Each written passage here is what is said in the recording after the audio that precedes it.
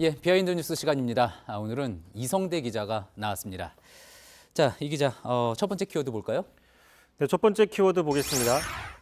사진은 알고 있다. 예. 자, 이쪽부터 이승만 대통령, 박정희 전 대통령, 그리고 이제 김영삼 전 대통령 사진인데 어떤 공통점입니까? 바로 이 사진들이 걸려 있는 데가 어디냐면 한국당, 자유한국당 회의실 사진인데 예. 2017년 홍준표 당시 대표 시절에 걸기 시작을 했습니다. 어떤 이유로 걸기 시작했는지 한번 먼저 들어보시죠. 예. 건국 시대의 상징인 이승만 대통령, 조국 근대화 시대의 상징인 박정희 대통령, 민주화 시대의 상징인 김영삼 대통령의 사진을 당사에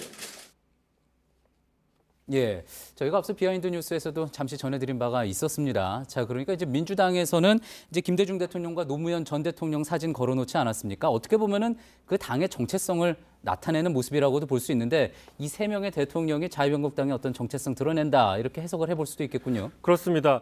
바꿔 얘기하면은 지금 출당이 된 박근혜 전 대통령이나 재판을 받고 있었던 이명박 전 대통령에 대해서는 사진을 뺐습니다. 또 내란죄로 유죄 판결을 받았고 대통령 예우를 박탈당한 전두환 씨나 노태우 씨에 대해서도 사진이 빠져 있습니다. 원래는 걸어놨다가 나중에 다 뺀 거죠? 처음부터 뺐습니다. 걸을 처음, 때부터. 예. 그래서 한국당에서는 이 세 명의 대통령만 우리의 적통으로 인정하겠다라는 거를 처음부터 얘기를 했던 건데 예. 자, 문제는 이 세 명 중에 한 명이 더 빠질 수도 있다라는 겁니다. 예, 몇 명 남지 않은 상황인 건데 그럼 그게 누굽니까? 네, 그 YS의 차남이죠. 김현철 씨가 어제 자신의 페이스북에 이렇게 글을 올렸었는데 자, 이번에 한국당 전당대회를 통해서 과거의 수구적인 모습으로 되돌아가는 게 확실하다면, 확인된다면 아버지의 사진을 내려달라라고 공개적으로 요구를 했습니다. 예. 자, 최근 한국당이 5.18 망언 논란 등으로 상당히 시끌시끌한데 이 한국당을 수구 반동 집단으로 칭하면서 이렇게 강하게 항의의 표시를 했다는 해석이 나옵니다. 예, 그럴 수 있을 것 같습니다. 이 5.18 특별법이 만들어진 게 YS, 김영삼 전 대통령 때 아닙니까? 그렇습니다. 5.18에 대해서는 YS 정부 중반인 95년 하반기였습니다. 사실상 5.18 전국이었는데 자, 당시에 12.12나 5.18에 대해서 전면 재수사를 착수했고 그 유명했죠. 성공한 쿠데타는 처벌할 수 없다고 했었지만 성공한 내란은 처벌 가능하다라고 바꿨습니다. 예. 5.18 특별법까지 만들었고 결국 구속됐던 전두환 씨 이듬해 사형 선고까지 받았었는데 자, 한국당이 YS의 정신을 계승한다며 사진까지 이렇게 걸어놓은 상황에서 정작 일부 의원들이 YS의 정치적인 유산이었던 5.18에 대해서는 부정하는 목소리를 내고 있는 것. 예. 자, 이에 대해서는 상당히 문제가 있다는 지적이 나오고 이런 측면에서는 오히려 그런 의원들이 한국당의 뿌리를 부정하고 있는 해당 행위를 하고 있는 게 아니냐 이런 지적들도 나오고 있습니다. 예.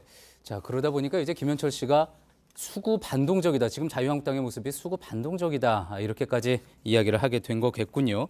실제로 그 의견을 받아들이게 될지는 좀 지켜봐야지 될 것 같습니다. 다음 키워드로 한번 가볼까요? 자, 두 번째 키워드 보겠습니다. 자, 징계는 이루어진다.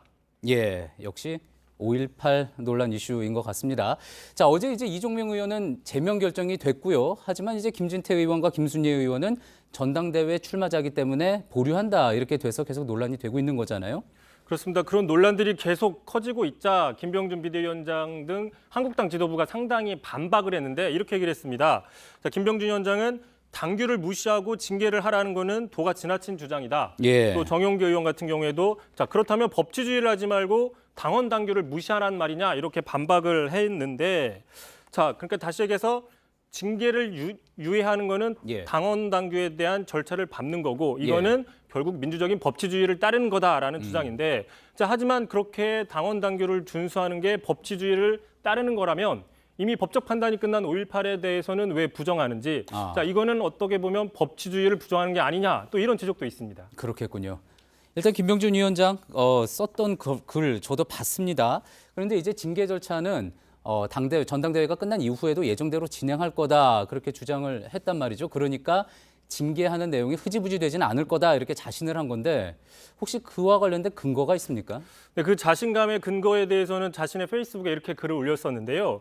자, 보시면은 자, 지금의 윤리위원장이 평검사 시절에 현직 대통령 예. 앞에서 대통령의 과거 잘못된 행위를 당당하게 지적한 분이다라고 얘기를 했습니다. 자, 여기서 얘기하는 당당하게 지적한 거 무엇인지 아마 시청자분들도 많이 알 수 있는데 다시 한번 보고 가겠습니다. 예. 그때는 왜 검찰에 전화를 하셨습니까?